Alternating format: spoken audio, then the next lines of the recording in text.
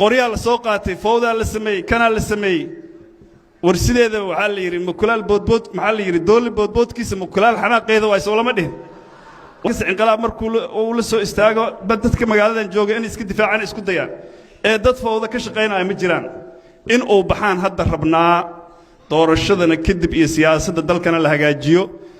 doorasho siyaasadeeda iyo ammaankeeda aysan hagaagsanayna ayadu ma hagaagi karto haddii uu doorasho qabanayo asagoo ilaahay qofan ahayn uu ka cabsanayo aysan jirin doorashada inuu qabto cabaaray murmeen markii dambeetu waxaa la dhihi jiray bini aadamka aan gar dhiganno xoolaha iyo dadkuna wada hadli jireen asagooba hadda waa dugaage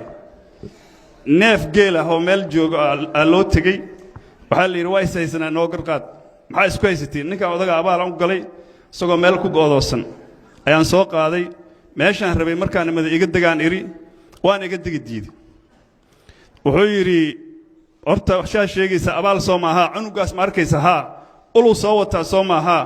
caanahaygaa lagu koriyey hilibka qurbacdeeda iyo nirgahaygan waa la siiyaa hadduu ii yimaadana waa itumaha yidhi ay tiri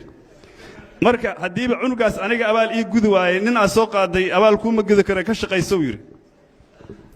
wuxuu yidhi wax iigu dar cabbaar haddii la socday dameer jaban oo meel yaala loo tegey war dameeroo noo garqaadaa la yidhi maxaa idinku qarqaadaa ninkaanaan isku haysanaa saanaan isku haysanaa wuxuu yidhi ninkaas ma arkaysa haa intaas 10 sano u raranaay hadda markaan duqoodu jabadana waa iga tegi intuu dhaqaalay lahaa jidku iga tegi bini aadan abaal ma leh ka argooso inuu shaqada ka qabso ii saddexeeyo yiri on race meel jooga on race waxa la dabagaale oo u tagay wuxuu yiri war noo garqaad markuu qarqaado wuxuu yiri niyo horta laba qof oo is saaran oo saaxiib aniga si aan kala garqaado ma aqaane bal kala dega horta markuu ka dego xagga tago yiri war yaa adi ulma haysata ha ninka inuu ku cunama rabay ha shaqada hadda ka qabso yiri marka